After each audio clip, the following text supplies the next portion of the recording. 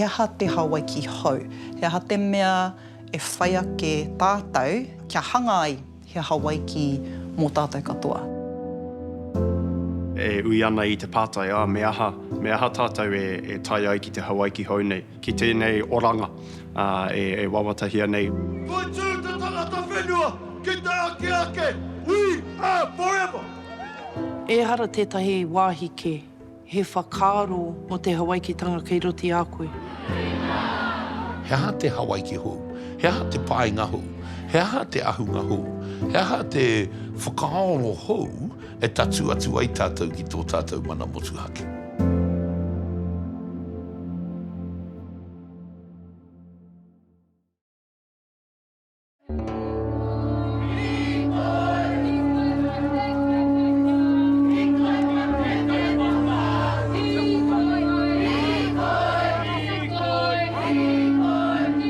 Ko te Hawaii ki hou, he mea kua hua mai roto i ngā whakaaro, he aha te aronga, he aha rani te ahunga o te ao Māori. Nā, kua haere mai tātou i te Hawaii ki tawhito, Hawaii ki tautau, Hawaii ki areare. E rauranga tira mā, kua puta ngā kōrero o te motu. I tō tātou whakawhanaungatanga o tēnei rā. E ake te mea hea, ka ngē mutu ngā kōrero i koneki. Engari hei roto mai o ngā tūmahi, ara anō te pitomata o te whakatakoto o te kōrero. Me āta wānanga, he aha tēnei mea. He aha ngā whainga i roto i tērā mea mō tātou te iwi Māori kia puawai i ngā moemoea. We are the warrior people. All of our brothers and sisters around the world, all of our iwi take, they watch us. We inspire them. Kei roti nā waiata, kei roti nā haka, kei roti nā tāmoko, kei runga i nā whakairo, kei roti i nā kōrero tuku iho tērā moemoea kia tū motuhake, tū rangatira tātou i roti tēnei ao.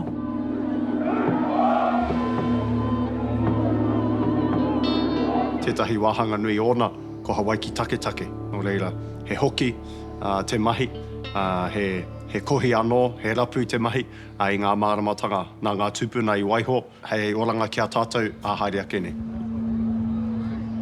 What has happened today? The Māori nation has been born.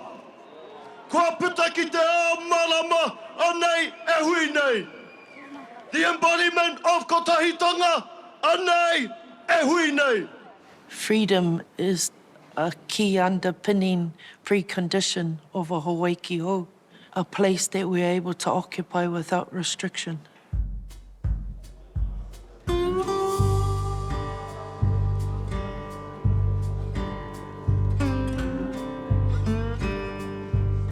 He pakanga tēnei. He pakanga tēnei nāia nei mō Hawaii ki hau. Ko te ao tōranga pū, te mura o te ahi. Because I understand very, very clearly that if we do not tell our people what is happening, somebody else will. And you can all be effective in that space. It doesn't, and this is another thing, it doesn't matter how big it is. Ko tētahi o ngā tino matakite i te wā i aia ko Apelea Mataoni. Ka kōrero ia mo tēnei taniwha, te haere mai nei, ko te taniwha horo whenua tēnei. Ko tana kai he whenua, kōna niho he hiriwa he kaura. Ka mea hoki ia, tēnei taniwha te haere mai nei, hore kauana kiko. E rangi ka kitea ia i roto i ngā kanohi o ngā tamariki o ngā mokopuna. There is so much that you can learn from not just your tīwhina, but from those that have gone before us. Ko te mahi o te krauna tētahi tūkino maurua i rungi a tātou. Ko tētahi o ngā tino whainga o tērā mea te colonisation, ki te whakawehe te tangata mai tōna tapu. So we have these theories about parliamentary supremacy and parliamentary sovereignty that are difficult for Māori to reconcile with a Māori worldview because we come from a tradition that reminds us every day that mana and tapu comes from a different source. That's something in our 185 odd years relationship with the Crown, we've not yet been successful in having them fully understand. Be who you are. Accept who you are. Accept all of the pieces of you that you might think are not palatable to other people. Mo te tūkino, mo te noikoretanga, mo te patu wairua, mo te patu tangata, te patu whenua. Tērā te mahi o te krauna, mōhio tātou tēnā āhuatanga. In some ways in this country, the degradation of the taiao mirrors the degradation of the value system of the indigenous populations that live here. And the restoration of both go hand in hand. Stand in your own mana. Stand in your own mātauranga. You might think it's this big, but really, compared to the majority of Aotearoa, it's actually this big. Hapai? Tuku tupuna tēnei, tohunga mata ki tēnō roto mai o Ngāpuhi, ko Papahuri hea, ko te atua wera, o nā ingoa. Nā nei mata ki te i te wāiaia, ko te tiriti o Waitangi, ka huri hei pūngā werewere, ka kai ai te Māori. E rangi, e rua rau tau ka hipa i te tāmokohanga o te tiriti o Waitangi, ka ara ake ko te pono ki te hakatika i ngā mea katoa. Nā, ko tērā hakatika-tikatanga o ngā he, kua tāmi nei i a tāua me o tāua tūpuna i roto i ngā reanga maha. Te hakatika-tikatanga o ērā he wāhanga nui tērā ki roto ki tēnei kaupapa o te Hawaii ki hou.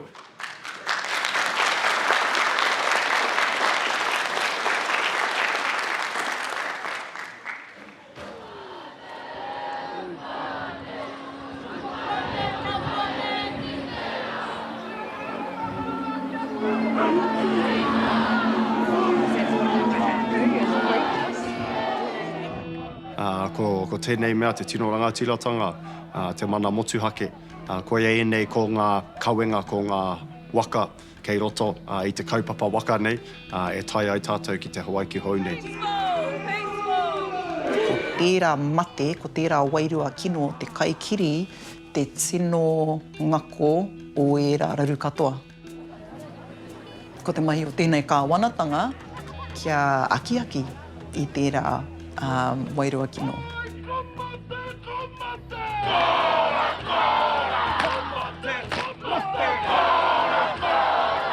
Me he mea tātou ka hōkai muri kia kite i te pikitia nui.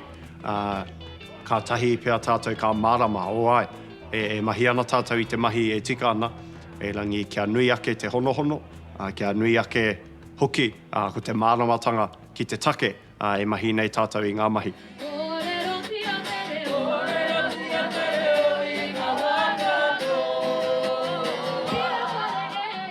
When tapu is adequately factored into the discussions, there's less threat about that. Who on earth would deny our sacredness? Who on earth would deny our children their sacredness? And in fact, all children of Aotearoa and of the world. When you look at it as competing authorities, competing mana, and the rights of authority, you start to get into territorial space.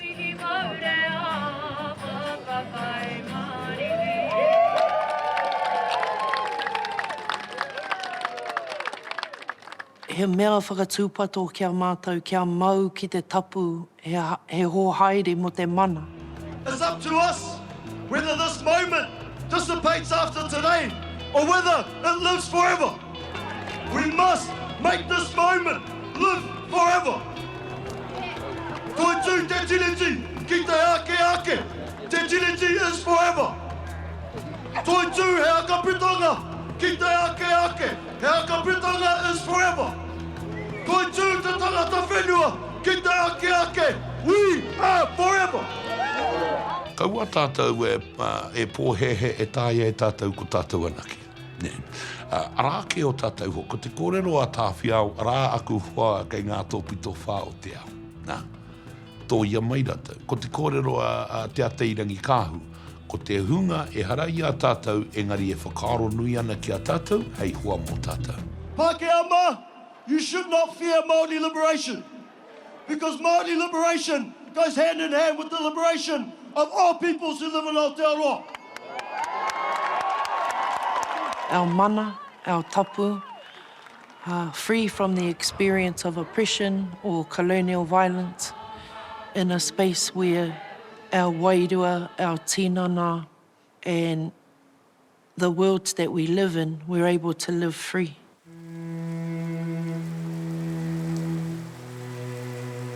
Tahi mano warurau 58 ka tū ko potatau hei kingi. Tahi mano warurau 60 ka mate. Ka noho mai ko tanata maiti ko muri nei ka mōhiotia ko tāwhia. Tahi mano warurau 63 te pāhuatanga o Waikato.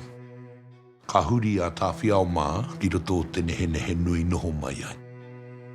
Ka rua te kautau rātou i roto i te nehe nui e wāna ngāna i whiri ana he pēwhea te whakahoki mai o te mana o te tangata. Ka tāi ki te waru te kau mātahi, ka haere a tāwhiao ki Ingarangi. Nana, ko ona whakaro kia noho ia i te taha o Wikitoria ki te whakatakoto i ngā hiahia me ngā tūmana ko te kingitanga o tira o te ao Māori. Ki hai te tuki kura. Ka hoki mai ana, ka noho rātou ki te wānanga. Ka tīmata ko ngā paukai. Ka tīmata ko te hokioi hei New Pepper karere ki ngitanga. Ka tīmata ko te peke o Aotearoa ki Maunga Tautari. Ka tuangi nā tū āhuatanga he kaupapa whakahiato i te mana o te kingitanga. Ka mutu ka tae te whakaaro kia tū tō ratu anō whare pāremata. E ko nā, ka noho mai ko te kauwhanga nui ki te whakarite ture, i te whakarite kai whakawā, ki te whakarite āpiha, i roto i ngā hapu, i roto i ngā takiwā e mautonu nei te kingitanga. Ka mutu, kaua ko Waikato anake, engari tai mai ko e tehi o ngā rangatira o te motu. Ko te pupuru i te whenua, ko te manaaki i te iwi, ko te whāngai i te tangata e tehi o ngā kaupapa whakahaere, ka mutu ko ngā petihana te kingitanga, ko tuputai ngā kawa te tehi rangatira i tino arahi i ngā petihana, kia takoto atu ki te whare pāremata, i haria ki Ingarangi, i haria ki te United Nations e mohio nei tātou inaine, ko te League of Nations i te rāua. Ko ngā kaupapa here ko te whenua, ko te kaupapa here ko te manaaki i te tangata, ko te kaupapa here kia hoki mai te mana whakahaere o te iwi ki roto tonu i ngā ringaringa o te iwi. No reira ko aua kaupapa here, kei roto tonu i ngā puka a ngā kaumātua ne. Ko tā tātou he tahi pea i te puehu, kua tau kirunga ki e rā puka. Ana he whakaaroa ke he pēwhea te whakahou i ngē nā kaupapa i roto i te horopaki o tēnei rua mano nei. Kāre te waitohutanga o te whakataunga a te whānau āpanui i whakatutuki hia i ngā rangi whakatānei. I tōna tikanga kia waitohua e te karauna me te iwi, he ngari i whakakorengia e rua te kau mā whā haora noiho i mua i tōna whakatutukihanga. Hei tā te roia a te iwi a te o Tāki Timu, kāore te karauna i te aro nui ki te katoa o ngā hiahia o te iwi mo tēnei whakataunga.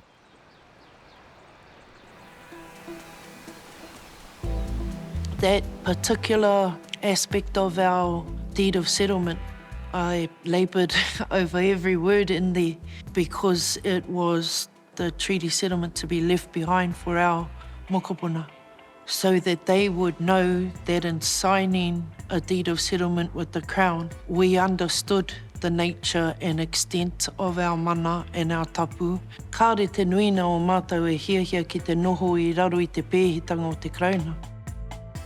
And so we very deliberately wrote the statements in regards to our rangatiratanga with our mokopuna in mind, and so that they, in their pursuit of their motuhaketanga, would understand that nothing was taken away from them within the treaty settlement, and in fact that nothing has ever been taken away from them. The deal includes a unique sovereignty clause. Both the Crown's view that Māori ceded sovereignty and the tribe's view that they didn't are recorded. As a government, we're not prepared to go there, but we are, we want to find a way through. Ko te tino whainga kia whakatū anō te Hawaii ki hautanga i ruti a tātou The entire treaty settlement, in fact, the entire negotiation was not asking the government for anything apart from to ensure we had uninterrupted space within our ancestral homelands to stand in our own light,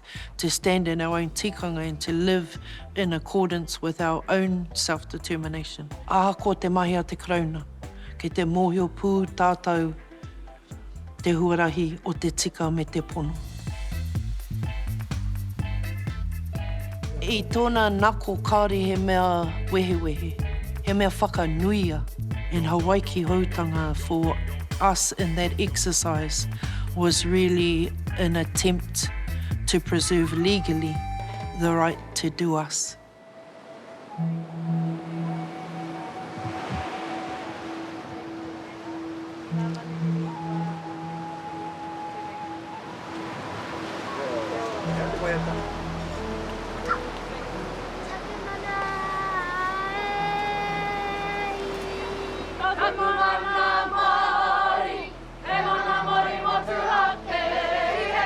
I heipū mai i tō mātou hihia ki te waihanga i tētahi mea kiwa hoki ake i te ngā whakaare o te kāwanata. Me te kia ora tātou i runga i ngā āhuatanga e hihia tiana mātou ki te waihanga.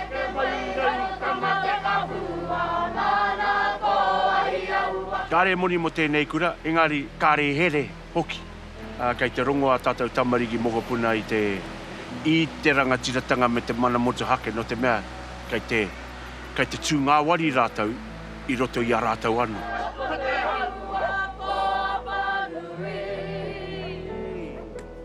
Not only he tauira pai, they're vitally important spaces because they are emancipated spaces where they don't stop and ask permission from a whole lot of regulatory spaces. They instead go right back to our knowing of ourselves and champion the fact that we know how to raise our children in our mātauranga, and we have a uninterrupted right to do that, and we will continue to do that. Morena tātou i te tāhua tātou noho. Ki runga i te akau nei. Ko oru aiti, ko te ingoa o te whanga i waho nei, ko rangi haru. He nui ngā kōrero mo te wahine, engari ākuni ka kōrero tātou mo ngā tūtohu whenua me ngā ingoa o tēnei wahi. He ao kia mōhio te tamaiti i tāna noho ko tahi ki roto i te ao tūroa nei, i te ao huri nei. Kia kaue ke meana. Ko ngā tohu kei roto i ngā kura auraki kei runga i ngā kura te kāwanatanga koena nuki tā tātou huarahi ki te ora e kao. Kei te rongo ngā tamariki i te moana, kei te rongo i te whenua. Ko tō rātou e mōhio nei, tangaroa i te titi, tangaroa i te tātā. Kei te pirangi mātou kia rongo i o koutou whakakitenga. Tiro atu ki te āhuatanga o ngā ngaru, te kara wera atu āhuatanga katoa. Ka pai? Whakaropu ngā koutou ki ngā tuakana nei. E ua no te mea kāre he moni. Ko te aroha o ngā mātua ki te waihanga i tētahi Hawaii ki hau pēr. Pēra pēta ko kōra mo ngā tamariki. Koena hoki te ua-uatanga. Nō reira, ko te ua-uatanga, he ua-uatanga, he pai ngā anō hoki kei roto i tērā. He ngā waritanga anō ki kei roto i tērā atua huatanga. Tā te pānga. O te hau. Ki ngā ngaru me te tai. Me he mea kei te piki te hau, kei te ahanga ngaru. Kei te piki ngā ngaru. Kei te piki ngā ngaru. Hongi te hau. Koena hoki te pāwana. Koena hoki te mātaura. Kia ora tātou i ngā waihanga e hihiatia nei e mātau. Kia kauaka mātau e ora i ngā hihiatanga a tētahi atu, a te kāwanatanga. Me tā rātou whai te hiriwa, me te kaura. Apai, kia ora tātou, anei tō mātou, rōpū, te tirana ki te moana. Ko tō mātou whakaaro tuatei, ahua pākarukaru ana ngā ngaru i tēnei wā.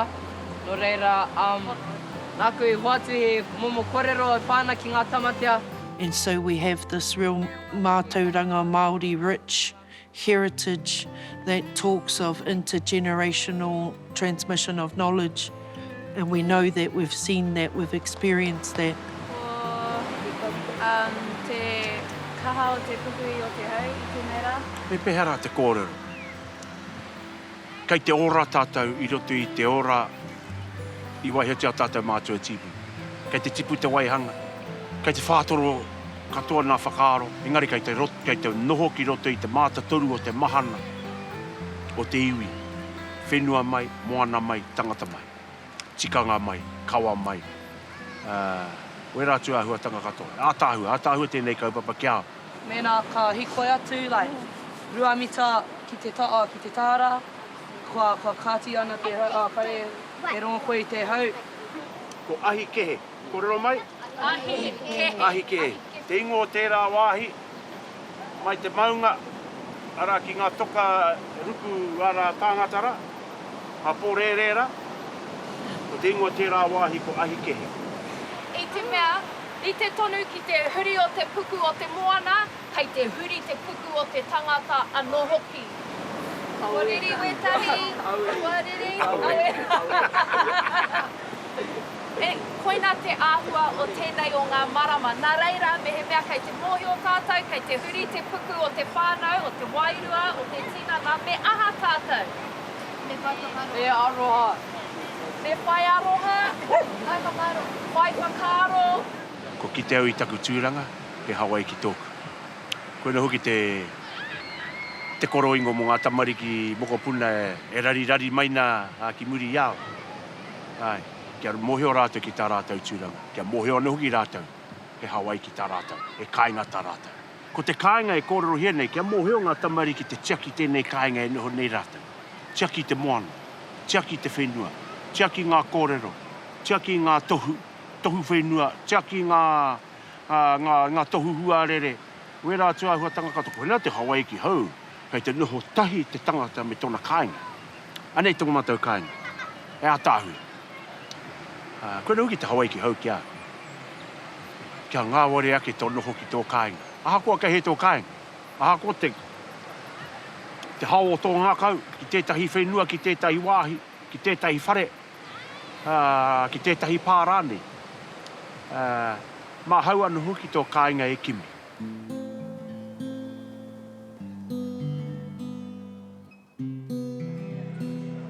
Koia ki au te Hawaii ki hau, kei te ao o muri, ngā whakautu o te ao o mua.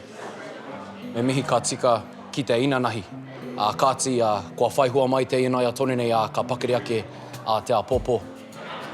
Ko te oki ki te kāinga, kia noho ki reira kia wānanga haere.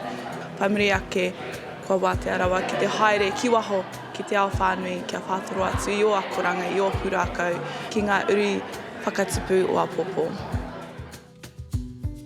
He maha aku moemoea mua o te aroa tawhiti. Ko tētahi o era moemoea, ka noho tātou katoa i raro i tētahi kāwanatanga e awhi ana i ngā tangata katoa. Kare whakaparohako ki ngā tangata. E ko tērā tētahi mea tino whakahirahira kia hau. Ko tōku mahi, kia whakapuki ake te wairua. Kia whakapuki ake te wairua, kia mārama tonu i tēnei kōrero he rā nō ki tua. Mēnā ka taia e tātou katoa te whakaaro kei reira a Hawaii ki hau. E hara i konei, e hara i tēnei wā pō uriuri, engari, ka taia e tātou te whakaaro kei reira a Hawaii ki hau. Ka mahara rāu, he wā tōna, ka ara mai he taniwha hau. Tēnei taniwha, ko ona niho he paunamu. Ko tana kai, ko te reo Māori, ko ngā kōrero te wālanga. Ko ona unaunahi, ko ngā mātua tūpuna o te pō, e arahi ana i aia. Ko tōna hiku, ko ona iwi, ko ona hapu. Nā, tēnei taniwha nei, hore kauwana kiko. E rangi ka kitea ia i roto i te whatu manawa, i roto hoki i ngā kanohi o ngā tamariki mokopuna. Te tupu mai nei, te whānau mai nei ki te ao marama.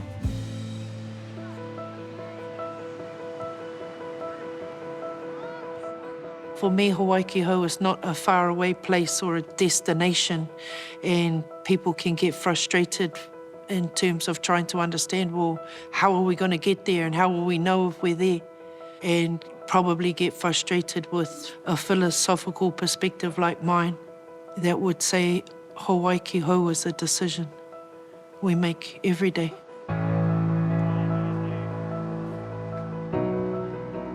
Te Hawaii ki au, kei roto i te hinengaro me te manawa o te tangata. Ki tōna whakapono, anei ke taku tūranga waiwai, anei ke te wahi. Kāore ko tetehi mautere o te moana nui a kiwa, kāore ko tetehi rangi tūhaha, kei te hinengaro me te manawa o te tangata.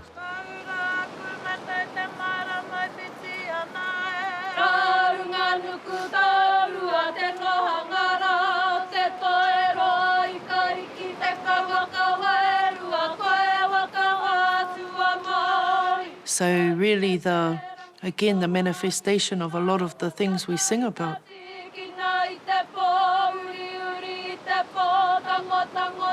In snapshots and moments in time tell us we're living as free people.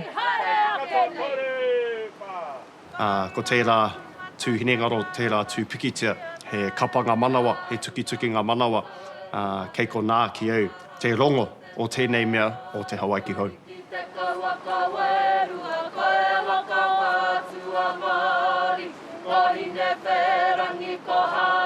We literally are nā pura me nā kākono I ruia mai I Hawaii ki.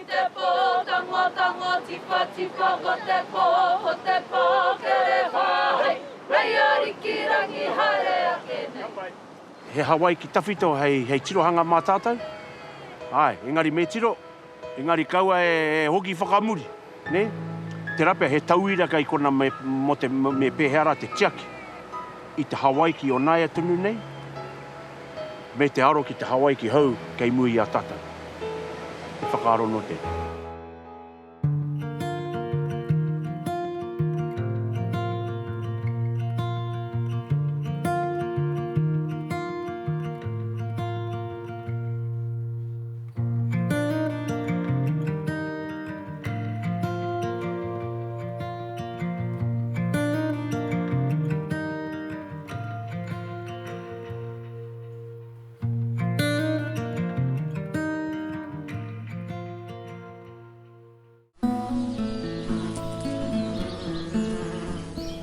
He maha nā māra, he maha nā momo māra. He māra rākau Māori. Ko nā māra I roto I te ngahere. Ko te māra tautahania no tētahi. Koira te māra te atua. He whakapapa kai roto I nā kai katoa o te whenua. Ke mihia e tātou nā hua o tō ake rohe o tō ake whenua me whakatipu. Nā te mea he whakapapa, he kōrero, he hitori, he pūrākau. Te kore hoki he mara kai a kua hatātau. Mangere koe te whakatipu kai, ka mate koe te hia kai. Nā ko he mō koe. He rite tori te kōrero. Ko te ringa whakairo tuatahi I roto I te ao Māori kiko nei, ko te wahine. Tā te mea, o te mahi a te wahine, he whakairo I te tangata. Kāre he mana I tuatu I tēnā mana.